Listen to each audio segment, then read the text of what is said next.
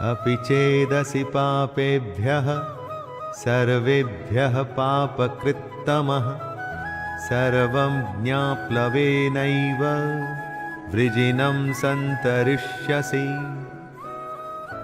यदि तू अन्य सब पापियों से भी अधिक पाप करने वाला है तो भी तू ज्ञान रूपी नौका द्वारा निसंदेह संपूर्ण पाप समुद्र से भली भांति तर जाएगा।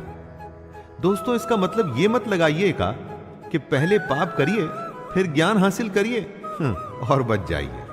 यहां कृष्ण ये कह रहे हैं कि आप इस भ्रम में, डाउट में मत रहिएगा कि हम बहुत बड़े पापी हैं, हमने तो कभी यज्ञ या भगवान को अच्छे से याद नहीं किया, तो ज्ञान हासिल हम कभी कर ही नहीं सकते। हर कोई कर सकता है। जिसमें इच्छा है ज्ञान को हासिल करने की, वो हर कोई कर सकता है। भगवान की असलियत जानने की, वो ज्ञान पे सवार होकर बाकियों से कहीं आगे भी निकल सकता है। तो देर किस बात की दोस्तों, आइए प्रारंभ करें। यथैधांसि समिद्धोऽग्निर्भस्मसात् कुरुतेऽर्जुन ज्ञानाग्निः सर्वकर्माणि भस्मसात् कुरुते तथा। हे अर्जुन, जैसे जलती हुई आग में ईंधन जलकर खत्म हो जाता है, वैसे ही ज्ञान रूप अग्नि हमारे सारे कर्मों को भस्ममय कर देती है। ईंधन को जब आप आग में डालते हैं तो ईंधन बचता नहीं, सब आग बन जाता है।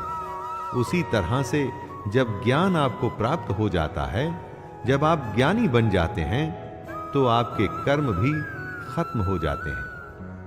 यहां पर दोस्तों, कर्मों के खत्म होने का मतलब यह नहीं है कि आप कर्म करना छोड़ देते हैं। इसका मतलब है कि आप कर्मों के बंधन से छूट जाते हैं। कर्म करते हैं उसे कर्तव्य मानकर, न कि उसके फल के लिए। यही तो ज्ञान है जिसे हम सबको जानना चाहिए।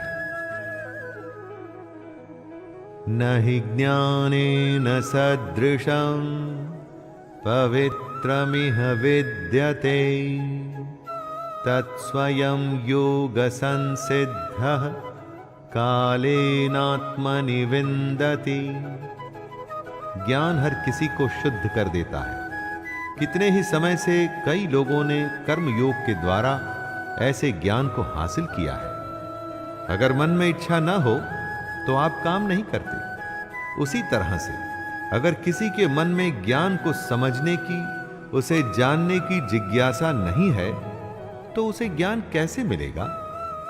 मन में ज्ञान के प्रति सवाल पैदा करके कर्म योग से ज्ञान हासिल किया जा सकता है। ऐसा कृष्ण कह रहे हैं, जिसका मन साफ है, ज्ञान की इच्छा है और जो निष्काम कर्म करने के लिए तैयार है, वो ज्ञान हासिल कर सकता है। श्रद्धावान् लभते ज्ञानं तत्परः संयतेन्द्रियः ज्ञानं लब्ध्वा परां शान्तिं चिरेणाधिगच्छति।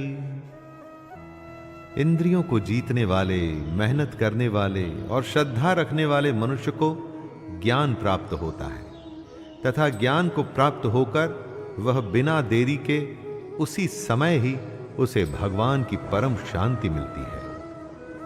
जब आप एग्जाम, परीक्षा देने जाते हैं और अगर आपको सारे जवाब मालूम हैं, तो परीक्षा देने में कोई परेशानी नहीं होती दोस्तों। उसी तरह से जो इंद्रियों के वश में करने की कोशिश कर रहा है, जिसके मन में ईश्वर के प्रति श्रद्धा है, उसको इस दुनिया की सच्चाई समझने में या ज्ञान हासिल करने में ज्यादा समय नहीं लगता। सही लगन और सही तरीके से आप दुनिया में कुछ भी हासिल कर सकते हैं। अज्ञश्च श्रद्धानश्च संशयात्मा विनश्यति नायं लोकोऽस्ति न परो न सुखम संशयात्मनः।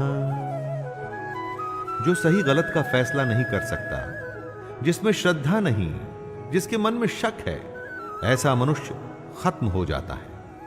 ऐसे संशय युक्त मनुष्य के लिए न ये दुनिया है न वो दुनिया और ना ही सुख जिसमें न सोचने समझने की शक्ति है, जिसमें न ईश्वर के लिए या इस दुनिया के सच के लिए श्रद्धा है, तो उसके जीवन का कोई मोल ही नहीं। ऐसे अज्ञानी बेवकूफ के लिए किसी दुनिया में आराम नहीं और उसे सुख कभी नहीं मिलता।